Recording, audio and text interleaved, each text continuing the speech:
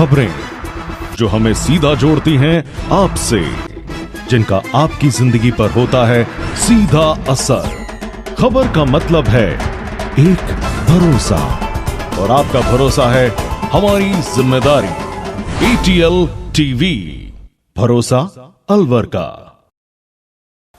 नमस्कार, आप देख रहे हैं ATL न्यूज और आपके साथ मैं हूं रविंद्र तिवारी। पेश है आज की हेडलाइंस।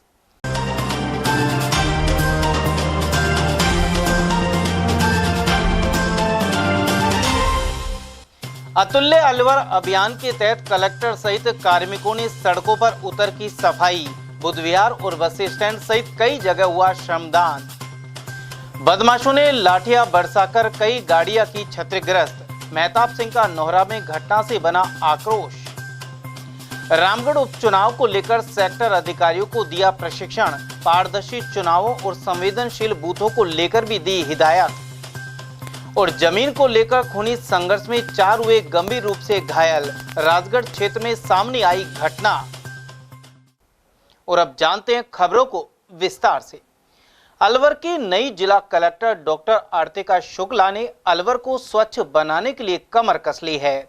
उनके द्वारा चलाए जा रहे अतुल्य अलवर अभियान के तहत रविवार सुबह बस स्टैंड और बुध विहार सहित कई जगह सफाई की गई। जिला कलेक्टर ने खुद बुध विहार स्थित D ब्लॉक में श्रमदान किया। उन्होंने बताया कि वह खुद शहर के लोगों के साथ जुड़कर श्रमदान कर रही हैं। वहीं कलेक्टर ने स्थानीय लोगों द्वारा बताई गई समस्या के समाधान का भरोसा भी दिलाया। उन्होंने कहा कि यह अभियान हर शनिवार और रविवार को चलाया जाएगा। साथ ही पॉलीथीन का प्रयोग नहीं करने के लिए जागरूक बनाते हुए राजीविका संस्था की मदद से कपड़े के बैग बनाए जाएंगे। वहीं इस मौके पर प्रभारी अधिकारी सोहन सिंह नरूका, मत्स्य विश्वविद्यालय के डिप्टी रजिस्ट्रार आशुतोष शर्मा, पार्षद दुर्गा सिंह और जितेंद्र सैनी के अलावा अन्य पार्षद भी मौजूद रहे। कुछ ही घंटों के श्रमदान से पार्क साफ सुथरा नजर आने लगा। आज हमने इन नवाचार की तरफ से हमारे जो 7 प्रभारीज हैं, उन्होंने सारी अपनी अपनी जगहों पे आज पब्लिक के साथ जोड़ के एक श्रमदान का प्रोग्राम किया था। मैंने रैंडमली सुबह ये डिसाइड किया कि एक श्रमदान में, यहाँ के श्रमदान में मैं खुद आऊंगी, क्योंकि यहाँ के कुछ इश्यूज भी मेरी नॉलेज में थे। यहाँ लोगों ने बहुत अच्छा हमारा सहयोग भी किया और उन्होंने खुद बहुत अच्छे आइडियाज दिए हैं सफाई के लिए। मुझे लगता है इससे मुझे और कॉन्फिडेंस आता है कि अगर ये अभियान चलता रहा तो अलवर सबसे स्वच्छ सिटीज में से एक होगा। उन्होंने कुछ अपनी परेशानियां बताई, जैसे पार्क का मेंटेनेंस वर्क, पार्क में झूलों का वर्क, पानी की कुछ समस्याएं बताई, जिनका बहुत लंबा प्रयास करके मैं निराकरण करने की कोशिश करेंगे हमारी पूरी टीम।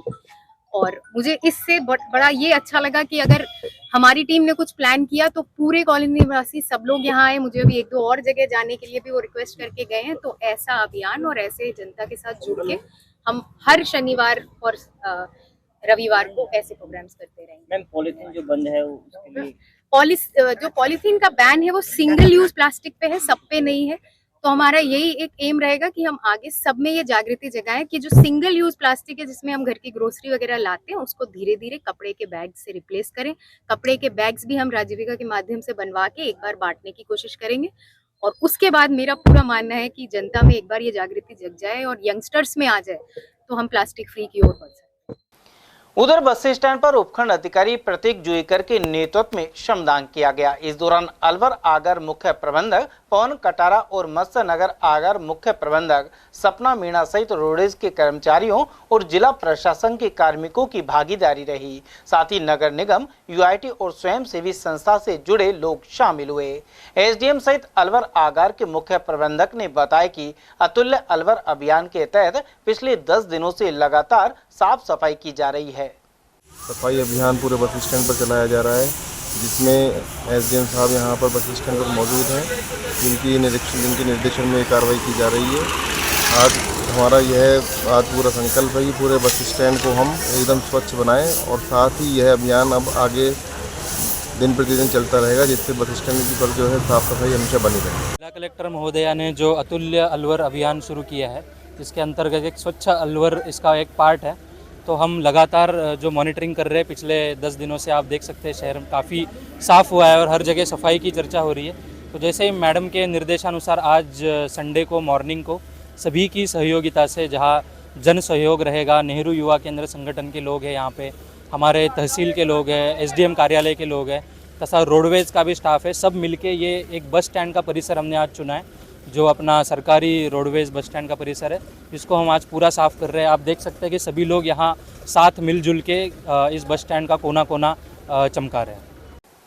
उधर एडीएम सेकंड योगेश डागुर के नेतृत्व में अलवर शहर के वार्ड 56 और 57 में स्वच्छता अभियान चलाया गया। इसके तहत सामुदायिक भवन और रेलवे अंडरपास सहित अन्य स्थानों पर सफाई की गई। इस दौरान करीब 6 ट्रैक्टर कचरा इकट्ठा किया गया। एडीएम डागुर ने कहा कि आमजन पॉलीथीन कैरी बैग की जगह कपड़े के थैले पर जोर दे, जिससे अलवर को स्वच्छ बनाने में मदद मिले। अलवर शहर के मेहताब सिंह का नौरा क्षेत्र में गत रात्रि अज्ञात बदमाशों ने लाठी डंडे बरसाकर आधा दर्जन गाड़ियों को क्षतिग्रस्त कर दिया। स्थानीय निवासी आदित्य शर्मा ने बताया कि क्षेत्र में ना तो रोड लाइट है और ना ही पुलिस की गश्त होती है। ऐसे में आरोपी बेखौफ इस तरह की वारदातों को अंजाम दे रहे हैं। उन्होंने इस दिशा में कदम उठाने की मांग की है। और यहाँ पे कल रात को कम से कम 5 से 6 गाड़ियों के शीशे कुछ उपद्रवियों ने रात को 2 से 3 बजे या 1 बजे के बाद, 1 बजे तक तो गली वाले बाहर घूमते ही रहते हैं, 1 बजे के 12 साढ़े 12 बजे तक, 1 बजे के बाद उन्होंने ये 5 से 6 गाड़ियों के शीशे तोड़े हैं और सारी गाड़ियों के शीशे। और ये पहली बार नहीं हुई है घटना, पहले भी 2-3 बार ये घटना हो चुकी है। उसके बारे में अवगत भी करवाया गया है, लेकिन कोई कार्रवाई नहीं की गई। पुलिस की कोई गश्त की व्यवस्था यहाँ पे है नहीं। रात भर उपद्रवी लोग यहाँ पे घूमते रहते हैं और रोड लाइटों की कोई व्यवस्था नहीं है, पूरी रात अंधेरा रहता है। ये अभी तो गाड़ियों के शीशे टूटे हैं, लेकिन कोई भी और भी हादसा होने की आशंका यहाँ पे।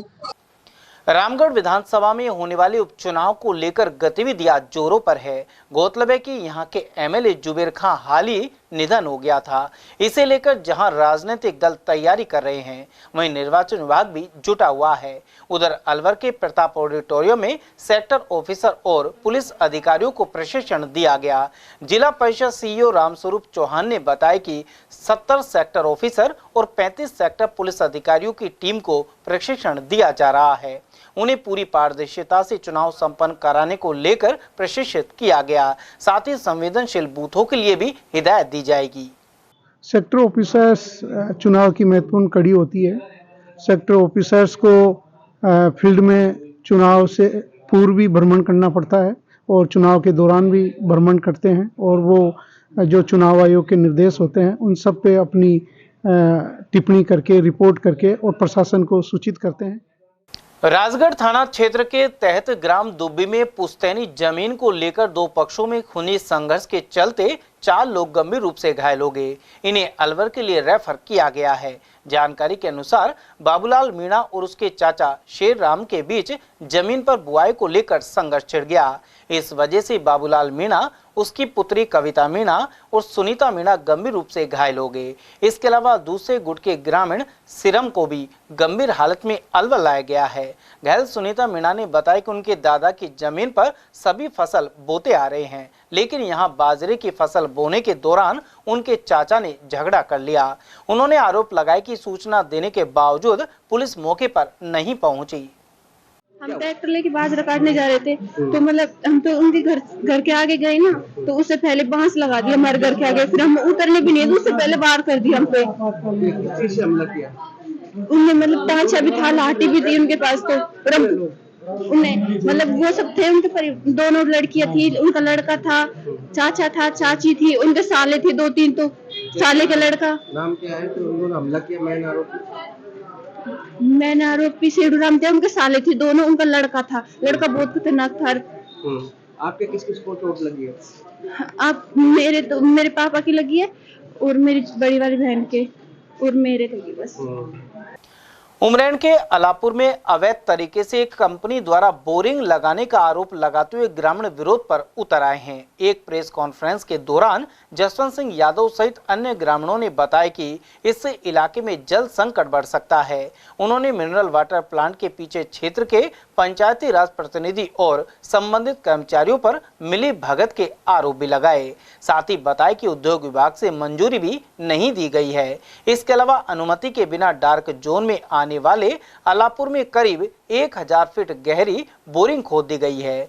वहीं एडीएम प्रथम को शिकायत के बाद अलवर तहसीलदार तनु शर्मा मौके पर पहुंची, लेकिन कार्रवाई नहीं की गई। हमारा जो आधे से ज़्यादा गांव जो डार्क जोन पूरे में पानी नहीं, आधे से ज़्यादा गांव पानी है, कुछ एरिया में पानी है। डार्क जोन में वैसे ही है। एक बाहर की जो गाजियाबाद की कोई कंपनी है, मालिक का नाम तो इसमें लिखा नहीं गया, लेकिन उसने आ गया ज़मीन ली थी, फार्म हाउस वगैरह बनाऊंगा करता करता उसने टीन सेट बोर करवाई, 1 बोर करवाया, 2 करवाया, पानी नहीं हुआ, पानी ऐसे करके 5-6 बोर उसमें करवा दिए। और अब उसमें पानी का वो डिस्ट्रिक्ट वाटर ये बोतल पैक करने का प्लांट लगा रहे हैं। रात दिन 1-1 हज़ार फुट के बोरिंग कराए हैं। या बोरिंग होने के बाद तो गांव में आसपास पानी नहीं रहेगा जी, कई गाँवों का पानी सूख जाएगा। जैसे जयंती वाले यहाँ लगे थे, इस वजह से आसपास के गाँव का पानी चला गया। पीने के लिए पानी लेकर लोगों को पलायन करना पड़ेगा। हमारी सभी आसपास के ग्रामवासियों की ये निवेदन है, ये तुरंत प्रभाव से बंद होनी चाहिए, जिससे आम जन को राहत मिले। हमने शिकायत कलेक्टर साहब को देनी थी, एडीएम साहब को दी थी, एडीएम फर्स्ट को। उन्होंने मौके पे दूसरे तीसरे दिन तहसीलदार जी की तनु समाज ली, उसने कोई जवाब नहीं दिया, ना किसी को बुलाया, ना कोई आपने तहसीलदार से बात की उस मामले में? नहीं, तहसीलदार जी नहीं मिली, नहीं बात हुई हमारी। उसकी परमिशन है या नहीं? पटवारी जी मिली थी, तो पटवारी जी ने कहा, बोल तहसीलदार जी कहते कोई नहीं, बन गई तो कोई बात नहीं, रहने दो। तो तहसीलदार ने कुछ जांच की या नहीं की? तहसीलदार जी कहते हमको कोई नहीं बताया, गई जरूर थी फैक्ट्री। ये पूरा काम किसकी मिली भगत में हो रहा है? ये पूरा ये इसमें सरपंच ने बोलो परमिशन दे दी, मैंने देखो सरपंच मैंने परमिशन दे दी साहब, मैंने परमिशन दे दी। लोगों को रोजगार देने, लोगों को रोजगार कहीं है, लोगों को बेघर होने की बात नौबत आ रही है। किस चीज की फैक्ट्री लगाई है? ये पानी। आप पूर्व सरपंच हो, वहाँ जब 6-6 बोर हुई, जब आप क्या कर रहे थे? आपने कोई नोटिस नहीं दिवाया, कोई कार्रवाई नहीं करवाई? उतनी जगह पानी नहीं हुआ, अब बताइए ना, 1 बोर करवाया, रात को करवाते थे, पानी नहीं हुआ, सब दूसरा करा रहे हैं, देखा नहीं ना किसी ने। प्रशासन के अधिकारी क्यों कार्रवाई नहीं कर रहे? हाँ, कोई कार्रवाई नहीं करे जी। ये तो शुरू में पटवारी को रिपोर्ट देनी थी, बन रही तो बिना परमिशन के कैसे? कारण क्या, सेवा पानी होगी इनकी, और क्या? अगर वो बंद नहीं हुई और कोई कार्रवाई नहीं हुई तो आप क्या करोगे? बंद नहीं, धरना प्रदर्शन, रोड जाम करेंगे हम। पूरे गांव नहीं, आसपास के कई गांव है जी, 8-10 गांव, पूरे गांव की बात नहीं, 8-10 गांव की बात है। कौन से अधिकारी जो सेवा पानी लेके कार्रवाई नहीं कर? अभी तो देखो जी, तनु शर्मा जी गई है वहाँ पे, अभी और कोई गया नहीं, पटवारी और कोई नहीं गया अभी। तो आप कहाँ पे जाम लगाएंगे? हमें जयपुर रोड, अकबरपुर के पास। क्या नाम है? कब लगाने का प्रोग्राम है? अभी हमें 7 दिन का, कलेक्टर साहब को कल अल्टीमेटम देंगे, अगर प्रशासन नहीं करता तो उसकी जिम्मेदारी प्रशासन की होगी। अभिभावकों की लापरवाही से बच्चों के झुलसने के मामले लगातार बढ़ रहे हैं। इसी क्रम में ग्राम झारेड़ा निवासी 4 वर्षीय बालिका गर्म दलिये से झुलस गई। उसे शनिवार देर शाम जिला अस्पताल में उपचार के लिए भर्ती कराया गया है। बालिका के परिजन रामदेई ने बताया कि दलिये को ठंडा होने के लिए रसोई में रखा गया था। इसी दौरान बालिका सानवी खेलते हुए वहां आ गई और दलिये पर हाथ दे मारा। रसोई में सिना रहे को उसी लोग से कुछ हो रहे। अच्छा, वाप मैंने दले ठंडा पका, ठंडा करने के लिए रख रहा है। हाँ, ठंडा धरा को अभी बाहर से आई जन खावा ही की बिना ही जन बाहर से आई रे अन्नू की नु थाली पकड़ के। कहाँ चल गई? पूरा पेट जल गया। अच्छा, अलवर शहर के नयाबास में एक लाइब्रेरी के बाहर से अज्ञात व्यक्ति साइकिल चोरी कर फरार हो गया, लेकिन सीसीटीवी के आधार पर जांच करते हुए आरोपी को पकड़कर पुलिस के हवाले कर दिया गया। जानकारी के अनुसार नयाबास स्थित सरस्वती लाइब्रेरी के बाहर एक छात्र ने अपनी साइकिल खड़ी की थी। साइकिल चोरी होने पर बगल में स्थित पार्षद सीताराम चौधरी के घर में लगे सीसीटीवी चेक किए गए। इसके बाद पार्षद चौधरी ने चोरी करने वाले अधेड़ व्यक्ति को लेकर पूछताछ शुरू की तो पता लगा कि वह बिजलीघर चौराहे पर रहता है। कुछ देर के बाद वहां खाना खाते हुए इस व्यक्ति को पार्षद ने धर दबोचा। आरोपी ने बताया कि उसने खदाना मोहल्ले में एक व्यक्ति को सिर्फ 100 रुपए में साइकिल बेच दी थी। जब पार्षद इस चोर के साथ खदाना पहुंचे तो साइकिल खरीदने वाला व्यक्ति नहीं मिला। उधर लक्ष्मणगढ़ निवासी इस आरोपी को पुलिस को सौंप दिया गया है। क्योंकि यहाँ लाइब्रेरी है, बच्चे पढ़ते हैं, 6 बजे शनिवार को लाइब्रेरी ओपन हो जाती है। तो बच्चा बाहर आया, उसने कहा वैसे मेरी साइकिल खड़ी की है, वो नहीं मिल रही। उसके बाद मैंने कहने लगे कैमरे चेक करे तो उसमें लगभग 5:32 पे ये बंदा नयाबाद चौराहे की तरफ से आया। इसने यहाँ ताका जाके गिरी मेरे घर के गेट पे, अंदर लाइब्रेरी के गेट पे। उसके बाद गाड़ी साइकिल उठा के और ये ऐसे चला गया। उसके बाद हमको 6-6:30 बजे मालूम लगा। उसके बाद हमने जगह जगह तलाश करी। हम तलाश करते करते बिजली घर चौराहे पर पहुँच गए थे। वहाँ के लोग बाबू जो खाना खिलाते हैं गरीब व्यक्तियों को, संस्था है, उनके लोग बाबू ने मुझे बताया कि वैसे भी ये बंदा यहीं का है और अब नहीं रात में नहीं तो सुबह आपको यही मिलेगा, तब भी मिलेगा, हम आपको सूचना करेंगे। उन्होंने सूचना करी। सूचना के बाद हम वहाँ पहुँच गए। देखिए खाना खा रहा था, इसको खाना खाने के बाद हाथ धोने के बाद हमने पूछा तछी करी तो इसने बताया कि मैं खदाना मोहल्ले में 100 रुपये में किसी को साइकिल बेचा है। उसके बाद हम इसको खजाना मोहल्ले ले गए, वहाँ ऐसा कोई व्यक्ति नहीं मिला जिसको इसने बेची है। हो सकता है कि सड़क चलते हुए बेची हो। उसके बाद इसको हम यहाँ लिया है, पूछताछ कर रहे हैं। अग्रसेन जयंती के उपलक्ष्य में अग्रवाल महासभा अलवर की ओर से शनिवार को 5 दिवसीय समारोह का शुभारंभ हुआ। इस अवसर पर पदाधिकारियों और समाज के गणमान्य लोगों ने अग्रवाल समाज के सभी भवनों के मुख्य द्वार पर ध्वजारोहण किया। साथ ही अग्रवाल धर्मशाला में रक्तदान शिविर लगाया गया। साथ ही दोपहर में अग्रवाल सत्संग भवन में साधारण सभा आयोजित की गई। यहाँ शाम को समाज के छात्र छात्राओं का प्रतिभा सम्मान समारोह भी आयोजित हुआ। महासभा अध्यक्ष अमित गोयल ने पूरे आयोजन की जानकारी दी। वहीं 30 सितंबर को महिला मंडलों द्वारा विभिन्न प्रकार की प्रतियोगिताएं करवाई जाएंगी। 1 अक्टूबर को अग्रसेन मेला भरेगा और 3 अक्टूबर को अग्रसेन महाराज की शोभा यात्रा निकाली जाएगी। रक्तदान शिविर का आयोजन किया जा रहा है। अभी तक 10:30 बजे कार्यक्रम शुरू हुआ था। लगभग 12 लोगों ने अभी रक्तदान किया है और अधिक से अधिक संख्या में अगरबंधु रक्तदान करेंगे, ऐसा है। इसी क्रम में आज 2 बजे सत्संग भवन में साधारण सभा होगी। शाम को 4 बजे से प्रतिभावान सम्मान समारोह होगा। इसमें लगभग 200 बच्चों की हमें प्रमाण पत्र बनाए गए हैं, जिसमें 10वीं 12वीं IIT इंजीनियर्स हैं, डॉक्टर्स हैं, CAs हैं, CS हैं, PhD डिग्रीधारी हैं, उनका सम्मान किया जाएगा। और कल महिला मंडल के और सारे कार्यक्रम आयोजित होंगे। 5 दिवसीय कार्यक्रम में 1 तारीख को भव्य अग्रसेन मेला होगा, 3 तारीख को सभी का सहबोध होगा अग्रबंधुओं का और भव्य शोभा यात्रा होगी। इसी के साथ साथ 30 तारीख को मतलब कल रात्रि 8 बजे राधा कीर्तन संकीर्तन होगा, जो भव्य, जिसमें इस्कॉन की दिल्ली की पार्टी आ रही है। सभी अग्रबंधुओं से मेरा निवेदन है कि सभी कार्यक्रमों में अग्रबंधु मातृशक्ति अधिक से अधिक संख्या में भाग लेकर इस कार्यक्रम को सफल बनाए। अलवर शहर के स्कीम 10 में राम मंदिर के निर्माण को लेकर लाखों रुपए हड़पने के आरोपों को रिटायर्ड चिकित्सक डॉक्टर सुभाष अग्रवाल ने बेबुनियाद बताया है। उन्होंने कहा कि संबंधित ठेकेदार ने गुणवत्तापूर्ण निर्माण नहीं किया, साथ ही 12 के बजाय 9 ही पिलर लगाए। इसी तरह की कमियों के चलते ठेकेदार का कुछ भुगतान रोका गया था, न कि किसी तरह का गबन किया गया है। डॉक्टर अग्रवाल के अनुसार ठेकेदार को 14 लाख के भुगतान के एवज में करीब 11 लाख की राशि दी जा चुकी है। साथ ही शेष राशि निर्माण में रही कमियों के कारण रोकी गई है। डॉक्टर अग्रवाल ने बताया कि राशि हड़पने का आरोप गलत है, क्योंकि उनके पास 9 लाख रुपए चंदा आया था और उन्होंने 5 लाख रुपए अपनी तरफ से मिलाए थे।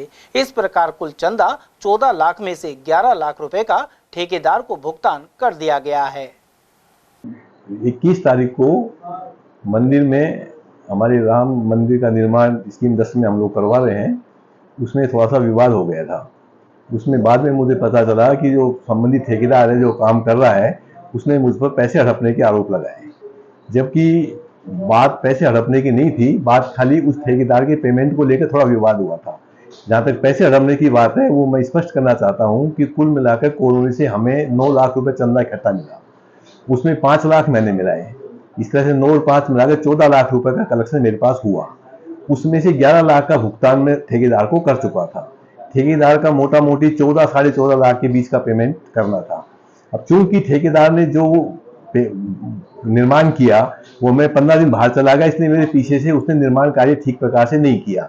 कुछ जैसे मुझे शिकायत मिली, 12 पिलर पर भवन खड़ा होना था, जो उसने खाली 9 पिलर खड़े किए। सीमेंट वगैरह, बजरी वगैरह, ईंट वगैरह सब हल्की क्वालिटी की उपयोग की।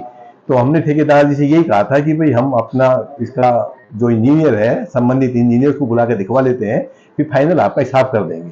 तो इंजीनियर को बुलाने की बात पर ठेकेदार जी भड़क गए और उन्होंने इस तरह के झूठे आरोप लगाए कि सब पैसा चंदा डॉक्टर साहब हड़प कर बैठे हैं और ये है। 2-4 कॉलोनी के लोग भी उनके साथ हो गए।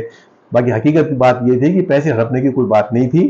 पूरा चंदा मेरे पास था, जिसमें 11 लाख का पेमेंट मैंने ठेकेदार जी को कर दिया था और ठेकेदार जी को बाद में उनका काम संतोषजनक नहीं होने की वजह से उनको कुछ पेमेंट रोक दिया गया था। कितना पेमेंट रुका हुआ है? अब जो मोटा मोटी उनका 14 से साढ़े 14 लाख का पेमेंट होगा, तो उसके विरुद्ध हमने 11.5 का पेमेंट तो उनको कर दिया। अब बाद में ये था कि वो इंजीनियर जो हमारा आर्किटेक्ट है, उससे संपर्क करके अंतिम भुगतान को कर देंगे। स्किल इंडिया मिशन के तहत राष्ट्रीय कौशल विकास निगम द्वारा आयोजित परीक्षा में जिले के ग्राम खरसन के निवासी डॉक्टर जुबेर खान ने सफलता हासिल की है। वे भारत सरकार द्वारा सर्टिफाइड प्रशिक्षक बन गए हैं। प्रधानमंत्री नरेंद्र मोदी के निर्देशन में स्किल इंडिया मिशन शुरू किया गया था। सर्टिफाइड फिजिकल एजुकेशन असिस्टेंट बने डॉक्टर जुबेर खान उदयपुर में कॉलेज प्रिंसिपल है। वह पिछले साल सर्टिफाइड योग ट्रेनर भी बने थे। राजस्थान कर्मचारी चयन आयोग की समान पात्रता परीक्षा शनिवार शाम को संपन्न हो गई। वहीं परीक्षा होने के बाद अलवर बस स्टैंड पर अभ्यर्थियों की भारी भीड़ जमा हो गई।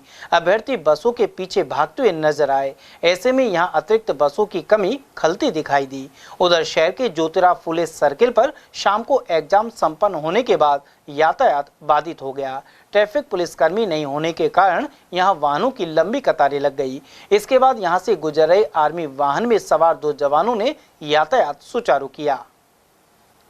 श्री श्याम मोर छड़ी मित्र मंडल द्वारा अलवर के अपना घर शालीमार में श्याम बाबा का विशाल जागरण आयोजित हुआ। इस दौरान हजारों की संख्या में श्रद्धालुओं ने श्याम बाबा के दर्शन किए और मनोकामनाएं मांगी। यहां 3 दिन तक भव्य संकीर्तन का दौर चला।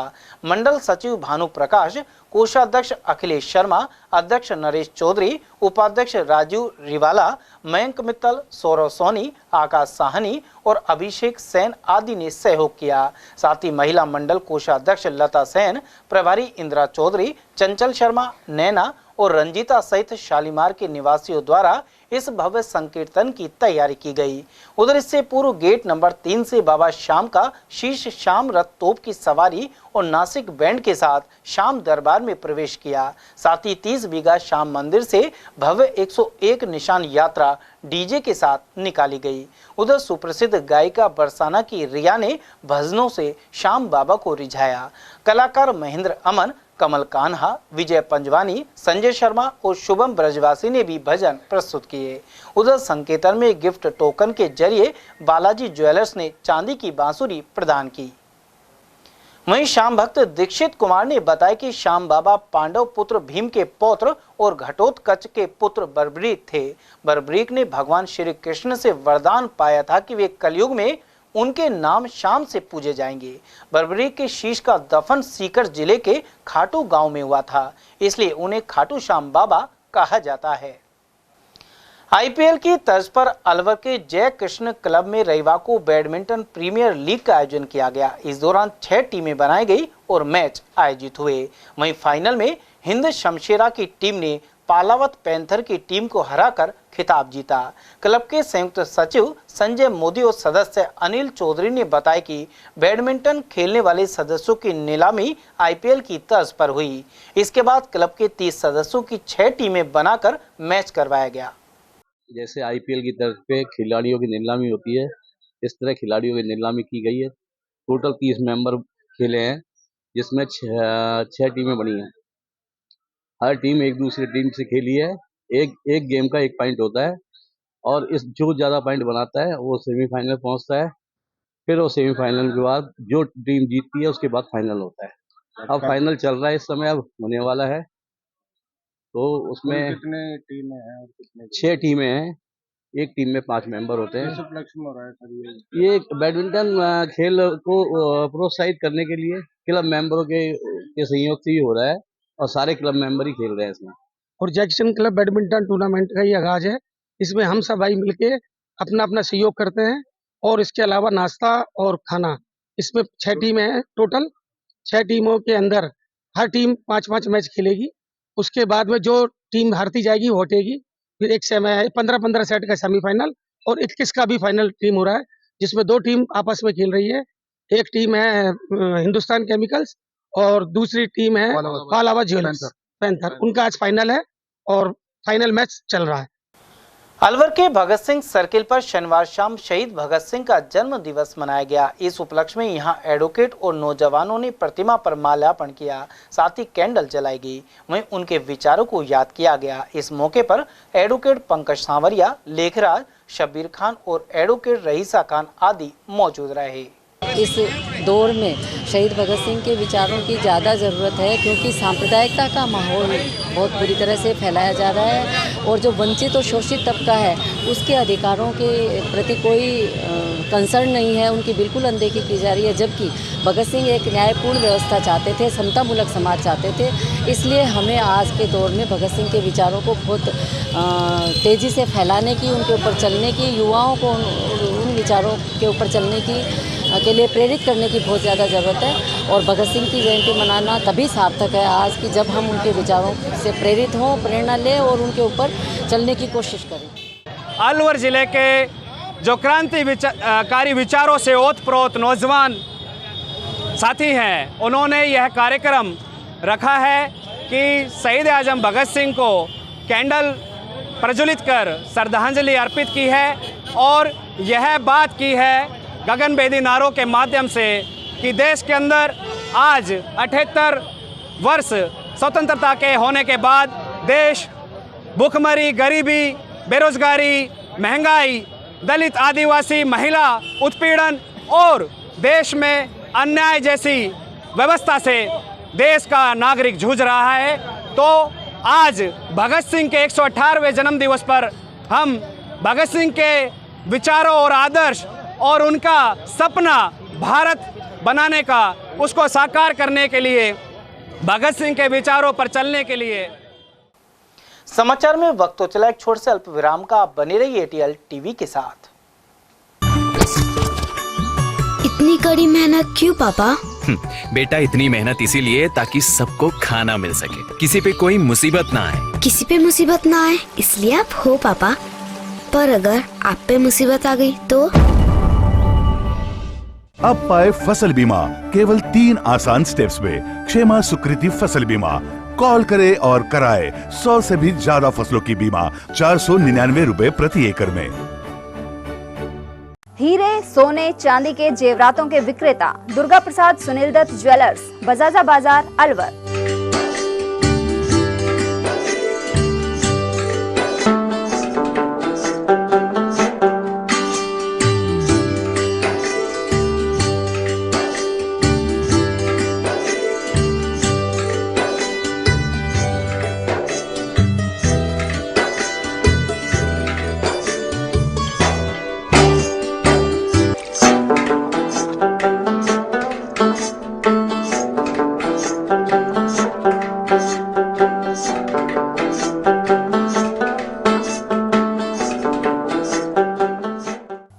सोने चांदी के जेवरातों के विक्रेता दुर्गा प्रसाद सुनील दत्त ज्वेलर्स, बजाजा बाजार, Alwar. Phone number 0144233863 and 2338663। Furniture का 32 साल पुराना जाना माना नाम राहुल डेकोर। यहाँ आपकी लाडली बिटिया के लिए अथवा अपने घर के लिए सभी प्रकार का सागवान का फर्नीचर उपलब्ध है।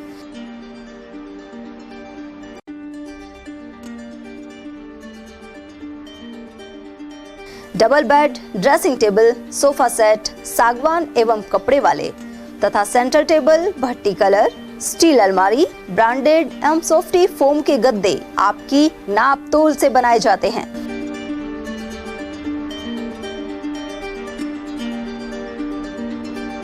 सभी सामान एक ही छत के नीचे उपलब्ध। हमारा पता है अलवर बोर्ड, जैसवंत तिराहे से पहले, Kati Ghati, Alwar. Contact number 9414019769 and 9414019768। Veda Shastra, Upanishad, पुराण, ज्ञान के भंडार अनुपम। अज्ञान अविद्या भरे जीवन में अमृत के हैं समान। गीता का, भागवत का, रामायण का, दर्शन, उपनिषद, वेद आदि का जो ज्ञान है वो हमारे जीवन के मुख्य रूप में अमृत की तरह काम करता है। गिरे हुए जीवन में वैसाखी का काम करता है। अज्ञान अविद्या भरे जीवन में अमृत का, सूरज की तरह काम करता है। परम पूज्य श्री श्री 1008 महामंडलेश्वर स्वामी श्री इंद्रदेव जी सरस्वती महाराज के श्रीमुख से बंधन रिजॉर्ट, बाग वाले हनुमान जी निकट मोती डूंगरी, अलवर, राजस्थान से श्राद्ध पक्ष निमित्त श्रीमद् भागवत कथा का 26 सितंबर 2024 से 2 अक्टूबर 2024 तक प्रतिदिन दोपहर 1 बजे से सीधा प्रसारण देखिए संस्कार और ATL पर। आयोजक Ghanshyam Gupta, Rachna Gupta, Devesh doctor Bhagyashree Gupta, Puneet Gupta, Gupta marble house और श्री कृष्ण डेंटल क्लिनिक। संयोजक कृष्ण अवतार गुप्ता, सपना गुप्ता, मदन लाल और मंजू शर्मा। ब्रेक के बाद पुनः आपका स्वागत है। मालाखेड़ा को नया राजस्व गांव वर्ष 2018 में घोषित किया गया था, लेकिन उपवन संरक्षक के विस्थापन में हरिपुरा का नाम आने से इस गांव के लोग चिंतित हैं।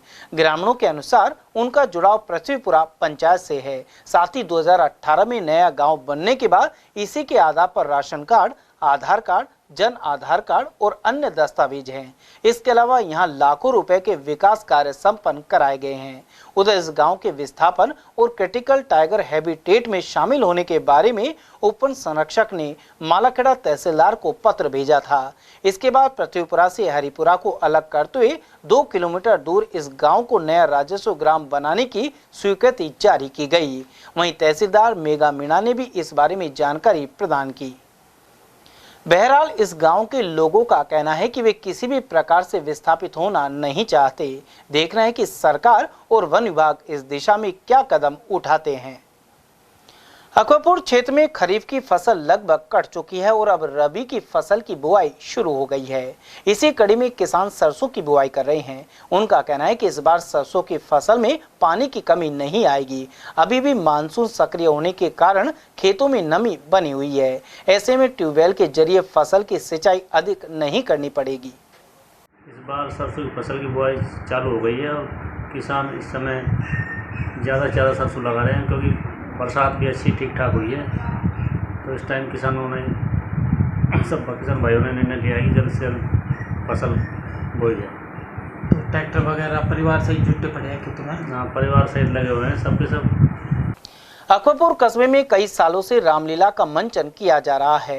वहीं इस बार भी युवा कलाकारों में खासा उत्साह देखने को मिल रहा है। कस्बे वासियों के आपसी सहयोग से रामलीला का मंचन किया जाता है। कलाकार ताराचंद प्रजापति के अनुसार वर्ष 1991 से यह सिलसिला जारी है। इस बार 1 अक्टूबर की सुबह श्री गणेश एवं बल्ली पूजन होगा। साथ ही रात्रि को नारद मोह की लीला दिखाई जाएगी।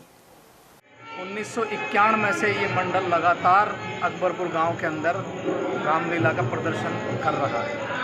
हर साल नए नए कलाकार भी जुड़ते हैं और पुराने कलाकार भी, और बहुत ही जोश और उत्साह के साथ में ये रामलीला का भव्य प्रदर्शन किया जाता है।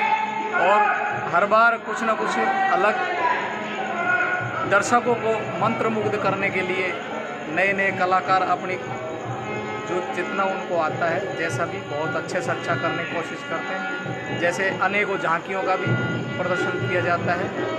और अभी आपको आवाज़ आ रही होगी मेरे पीछे से, जहाँ तैयारियां चल रही है, और आने वाली 1 तारीख से हम इसका मुहूर्त करेंगे शुभ। और जटियाना के ग्राम धोलीदूब के वार्ड 2 में वार्ड सभा का आयोजन किया गया। इसमें 11 प्रस्ताव तैयार किए गए। उधर सरपंच आरिफ खान के अनुसार इन प्रस्तावों को ग्राम सभा में रखा जाएगा।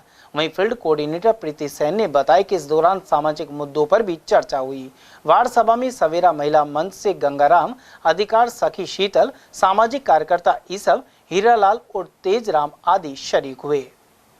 आज हमारे धोलीदूब गांव में वार्ड सभा रखी गई है। वार्ड सभा का आयोजन पंच द्वारा किया गया है, जिसमें शामिल हमारी ग्रुप वाली महिला, गांव के बुजुर्ग, यूथ, बच्चे और सरपंच द्वारा की गई है वार्ड सभा। वार्ड सभा में ये सामुदायिक मुद्दा निकल कर आया है। जैसे तो हमारे गांव में महिला भवन नहीं है और धर्मशाला नहीं है, और नरेगा का काम जैसे बरकरार चलना चाहिए, और स्कूल 8वीं तक है तो 10वीं तक होनी चाहिए। कब्रिस्तान और व्यक्तिगत मुद्दा है, ये 11 लिखे गए हैं वार्ड सभा में। वार्ड सभा में हमारे गांव के सभी सदस्यों का हस्ताक्षर किया गया है और चर्चा भी हुई है। 2 अक्टूबर को हम ग्राम सभा में जाएंगे और उस प्रस्ताव को लेकर जाएंगे। और वार्ड सभा में शामिल हुए जो हमारे मंच मैनेजर गंगाराम जी है, और स्टाफ रिंका जी है, और इब्तिदा से प्रीति जी है, ये हमारे वार्ड सभा में सभी शामिल हुए हैं। श्री श्याम सेवा समिति ने राजगढ़ बस स्टैंड पर पंचवार्षिकोत्सव एवं विशाल श्री श्याम जागरण आयोजित किया। गणेश वंदना के साथ श्याम जागरण का शुभारंभ हुआ। समिति से जुड़े जगदीश सैनी और सुरेश चौहान ने बताया कि जागरण में कलाकार मयंक अग्रवाल, नरेश नरसी, माधवी शर्मा और विशी सौरभ शर्मा ने बाबा के भजनों का गुणगान किया। श्याम प्रेमियों से खचाखच भरा पंडाल बाबा की भक्ति में लीन नजर आया। साथ ही जयकारी गूंजते रहे। इस अवसर पर मनमोहक झांकी सजाकर इत्र और पुष्प वर्षा भी की गई। कला संगम की ओर से 3 अक्टूबर से होने वाली रामलीला को लेकर राजगढ़ के गांधी पार्क स्थित नवीन रंगमंच पर बल्ली पूजन किया गया। अध्यक्ष ब्रजेंद्र अवस्थी ने बताया कि रामलीला मंचन 3 से 12 अक्टूबर तक रोजाना रात्रि 8:30 से 12 बजे तक होगा। रामलीला समापन के बाद महाराजा भर्तृहरि का मंचन किया जाएगा। इस अवसर पर संस्था के सदस्य और पदाधिकारी मौजूद रहे। आज कला संगम राजगढ़ द्वारा विधि विधान से श्री रामलीला मंचन के लिए बल्ली पूजन का यहाँ आयोजन किया गया है, जिसके अंदर हमारी कार्यकारिणी के समस्त सदस्य और हमारे वरिष्ठ सदस्य एवं समस्त सदस्य यहाँ उपस्थित हुए हैं और मंत्रोच्चार के साथ बल्ली पूजन का यहाँ आयोजन किया गया।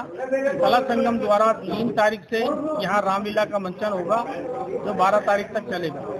हमारी संस्था द्वारा विगत काफी वर्षों से यहाँ प्रभु श्री राम की लीला का मंचन होता रहा है और करते रहे हैं। उसके उपरांत भर्तृहरि का मंचन भी हम यहाँ करते हैं। इस संस्था द्वारा भर्तृहरि मंचन बाहर भी जाकर किए हैं, कामा में, जोधपुर में, उदयपुर के अंदर भी संस्था ने काफी अच्छी प्रगति वहाँ दिखाई है अपनी। और हर वर्ष की बात ही इस वर्ष भी बड़ी धूमधाम से और अनेक नई नई झांकियों के साथ में प्रभु राम की लीला का यहाँ प्रदर्शन किया जाएगा। थानागाजी के समीप द्वारापुर गांव में हंस फाउंडेशन की ओर से विज्ञान मेले का आयोजन किया गया। सरपंच महेश सैनी की अध्यक्षता में यहां विज्ञान के कई मॉडल प्रदर्शित किए गए। इस मौके पर कोऑर्डिनेटर नीलाभ, पुष्पेंद्र शर्मा, विजय और मीना सहित अनेक लोग मौजूद रहे।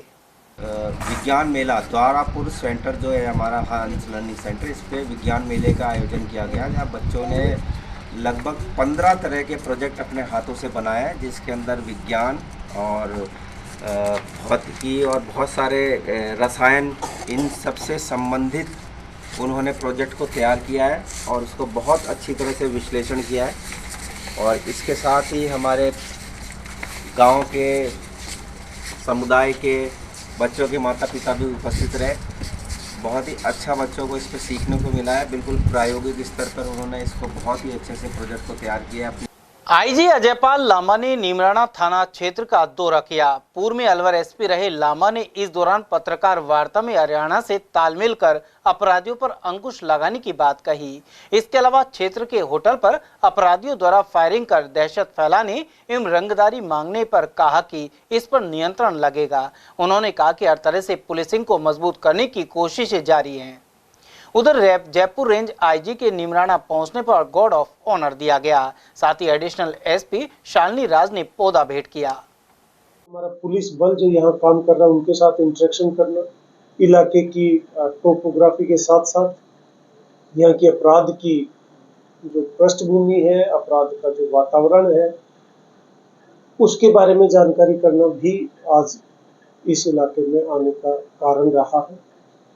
साथ ही कुछ समय पूर्व यहाँ एक जो घटना हुई थी जिसमें हाईवे किंग पे फायर किया गया था, उस घटना के बाद पुलिस ने जो अब तक इन्वेस्टिगेशन किया है, उस इन्वेस्टिगेशन की प्रोग्रेस और उस इन्वेस्टिगेशन को आगे गति देना आज की इस विजिट का पर्पस है। सर, अलवर जिले के एसपी रहे हैं तो पहले भी आप इस क्षेत्र से परिचित, और आप दोबारा से आप नए जिले बन गए हैं, तो अपराधियों का भी जो गढ़ बन गया है, जिस तरह देखा जाए कि हरियाणा पहले समय कुछ और था, अब कुछ और था, लेकिन गैंग यहाँ पर हमारी कोशिश यही होगी कि किसी भी तरह का अपराधी अलवर जिले में या कोटपुतली बहरोड में, भिवाड़ी में, इस इलाके में आने से पहले घबरावे, उसकी रूह कांपे, इस तरह की स्थिति हम करेंगे ताकि इस इलाके को हम पूरी तरह से पीसफुल वातावरण बना सकें, ताकि इंडस्ट्रियल ग्रोथ जो है उसको और प्रगति हो सके। यही हमारी कोशिश।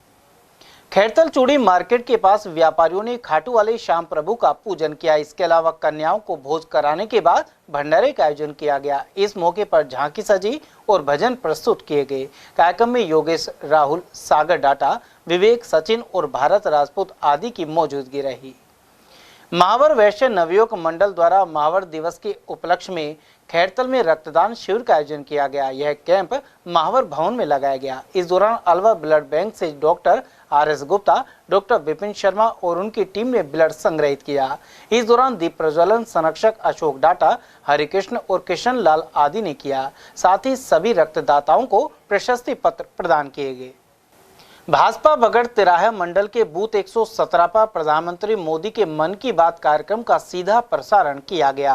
इस दौरान रामगढ़ उपचुनाव को लेकर प्रदेश मंत्री महेंद्र कुमावत और प्रवासी श्याम सिंह सहित मंडल अध्यक्ष मुकेश चौधरी ने विचार विमर्श किया। साथ ही इस उपचुनाव में भाजपा को जिताने का संकल्प लिया। प्रवक्ता हुकुम फागना के अनुसार कार्यक्रम में मंडल महामंत्री नीतीश शर्मा, मनोज भारद्वाज, शिवराम, हिम्मत चौधरी, पवन चौधरी, मुकेश यादव, राजू जांगड़, रीता सेठी और मंडल प्रभारी मीना सैनी आदि उपस्थित रहे।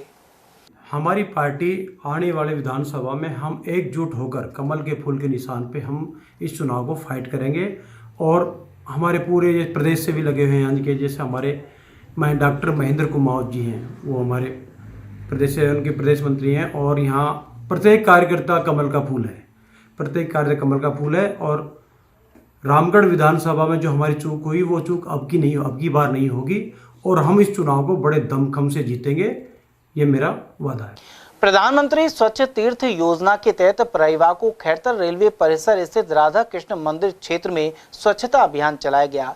इस दौरान करीब 15 सेवादारों ने श्रमदान किया। इस मौके पर अध्यक्ष नारायण दास पालानी सहित योगेश गुप्ता, अनिल अग्रवाल, लखन शर्मा और सुनील लालवानी आदि ने श्रमदान किया। ये सफाई का आज चौथा रविवार है।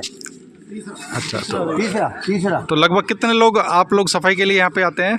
यहाँ कम से कम 15 से 20 जने आते हैं, जिसमें बैंक मैनेजर भी हैं और शिक्षक भी हैं और बिजनेसमैन भी हैं। एक हमारे ठेकेदार हैं, पप्पू भाई जी हैं, एक हमारे अलवर से सुरेंद्र जी आते हैं, वो हैं। सब अपनी सेवाएं देते हैं और इतनी सुकून मिलता है बस यहाँ। और फिर गवर्नमेंट की योजना भी है, अभी जो 7 दिवसीय प्रोग्राम चल रहा है प्रधानमंत्री जी नरेंद्र मोदी जी का स्वच्छता अभियान का, तो हम उसको भी ध्यान में रखते हुए और हमारी जो प्रक्रिया है डेली की कार्य करने वो भी कर रहे हैं। अभी तो भारत सरकार ही स्वच्छ तीर्थ अभियान चला रही है और यहाँ तो स्वयंसेवक खुद लगे हुए हैं और भगवान श्री कृष्ण गीता में भी कहते हैं निष्काम कर्म के लिए। तो निष्काम कर्म से अच्छा क्या होगा? भगवान श्री कृष्ण कहते हैं अर्जुन को संदेश देते हुए कर्मण्यवाधिकारस्ते मा फलेषु कदाचन। तो निष्काम कर्म करो और निष्काम कर्म ये जब हो रहा है ना, तो ये भगवान की सेवा नहीं है। ये लोग आने जाने वाले भी यहाँ उनको सुविधा होगी, साफ सुथरा स्वच्छ माहौल देखेंगे। सिर्फ मंदिर ही नहीं, आपको जहाँ मिलता है वहाँ सफाई करो। क्योंकि खैरतल की आनंद नगर कॉलोनी से झूलेलाल मंदिर में सिंधी भाषा की कक्षाएं आरंभ हुई। NCPSL और भारतीय सिंधु सभा की ओर से यह आयोजन हो रहा है। अतिथि के रूप में प्रेम प्रकाश आश्रम के संत हरि प्रेम प्रकाशी सहित बाबा शीतलदास लालवानी, अशोक महलवानी, गिरधारी ज्ञानानी, प्रताप कठारा और नथुमल रामनानी मौजूद रहे। उन्होंने भगवान झूलेलाल की प्रतिमा के समक्ष दीप प्रज्वलित किए, जबकि मंच संचालन प्रदेश साहित्य एवं संस्कृति मंत्री राजकुमार दादवानी ने किया। भाजपा के जिला उपाध्यक्ष देशराज वर्मा ने दावा किया है कि रामगढ़ विधानसभा के साथ ही प्रदेश के सभी उपचुनाव में पार्टी की जीत होगी। उन्होंने कहा कि रामगढ़ में किसी भी प्रकार की गुटबाजी नहीं है और कार्यकर्ता एकजुट होकर काम करेंगे। जिला उपाध्यक्ष वर्मा के अनुसार डबल इंजन की सरकार प्रदेश में बेहतर काम कर रही है। ऐसे में विकास के लिए स्थानीय लोग भाजपा के पक्ष में समर्थन देंगे। जिले के जो रामगढ़ विधानसभा क्षेत्र है, उपचुनाव होना है, भाजपा की क्या तैयारी? देखिए, भारतीय जनता पार्टी शुरू से तैयारी में रहती है, चुनाव के मूड में है। कल भी हमारे प्रदेश अध्यक्ष और संगठन प्रभारी खुद, इस राजस्थान के प्रभारी जी खुद आए थे और बूथ स्तर तक की मीटिंग उन्होंने कार्यकर्ताओं से राय शुमारी की, कार्यकर्ताओं से राय लिए।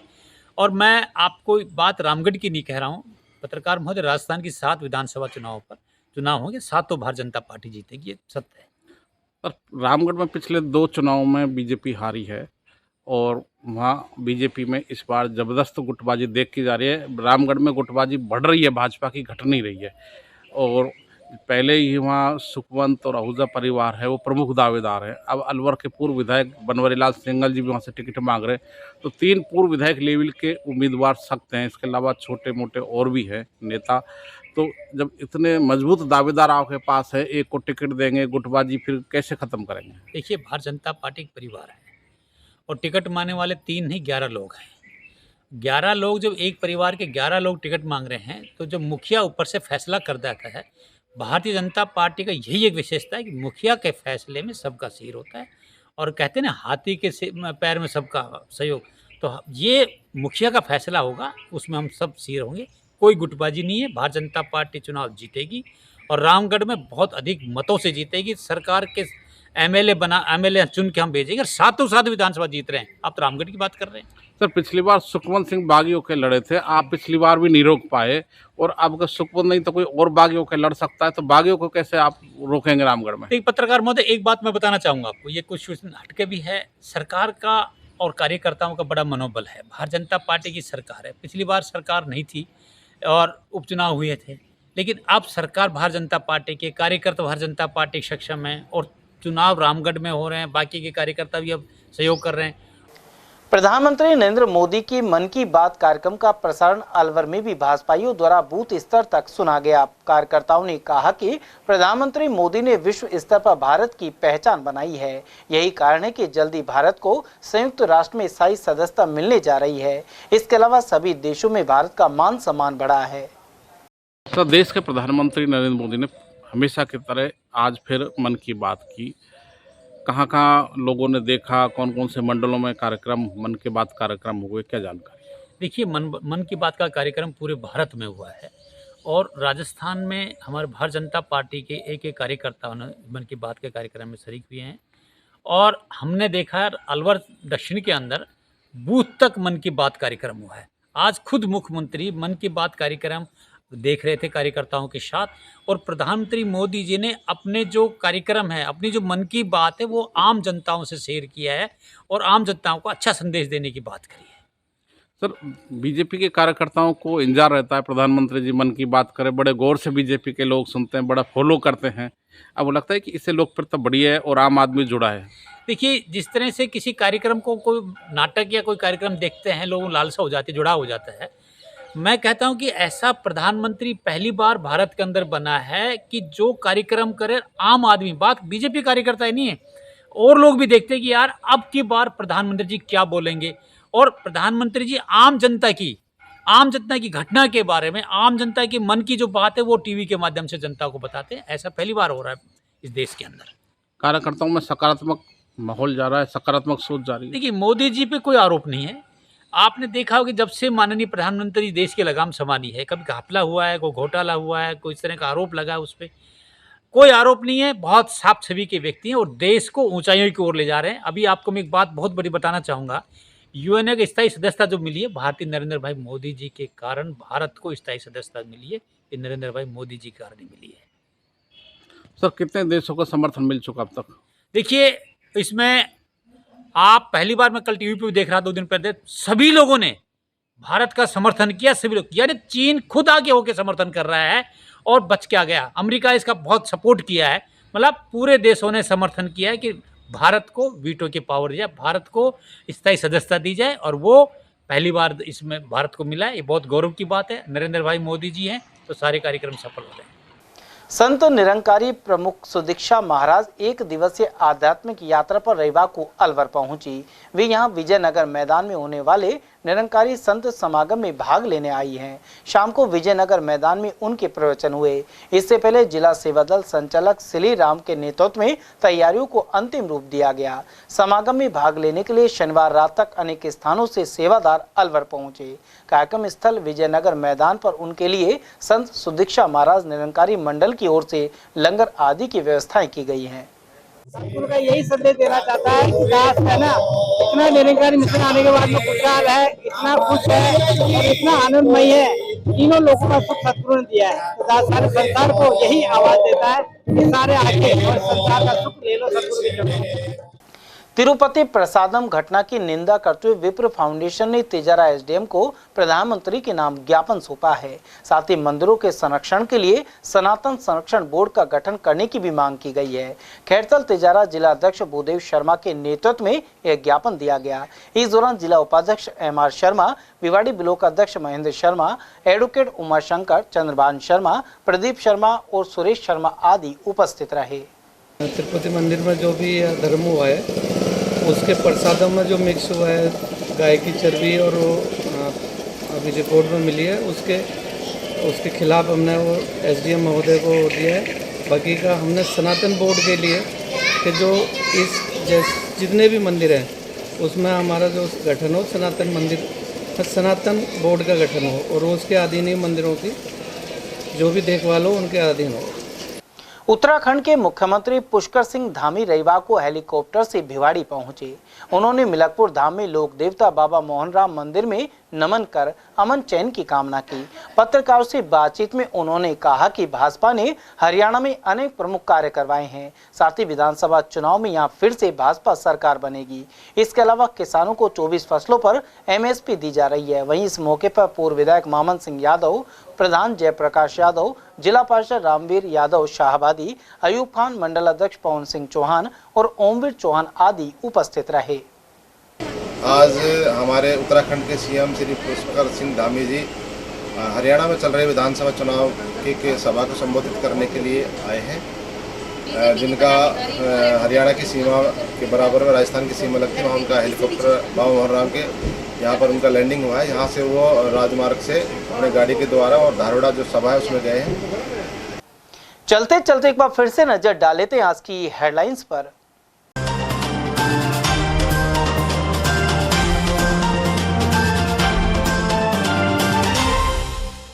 अतुल्य अलवर अभियान के तहत कलेक्टर सहित कार्मिकों ने सड़कों पर उतर की सफाई। बुद्ध विहार और बस स्टैंड सहित कई जगह हुआ श्रमदान। बदमाशों ने लाठियां बरसाकर कई गाड़ियां की क्षतिग्रस्त। मेहताब सिंह का नोहरा में घटना से बना आक्रोश। रामगढ़ उपचुनाव को लेकर सेक्टर अधिकारियों को दिया प्रशिक्षण। पारदर्शी चुनावों और संवेदनशील बूथों को लेकर भी दी हिदायत। और जमीन को लेकर खूनी संघर्ष में 4 हुए गंभीर रूप से घायल। राजगढ़ क्षेत्र में सामने आई घटना। समाचारों में आज के लिए बस इतना ही। दीजिए पूरी टीम के साथ रविंद्र तिवारी को इजाजत। नमस्कार।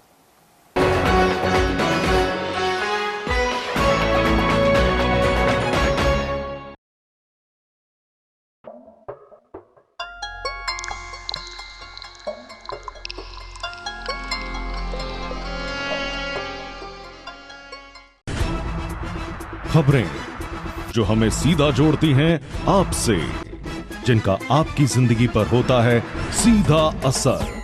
खबर का मतलब है एक भरोसा, और आपका भरोसा है हमारी जिम्मेदारी। ATL TV, भरोसा अलवर का।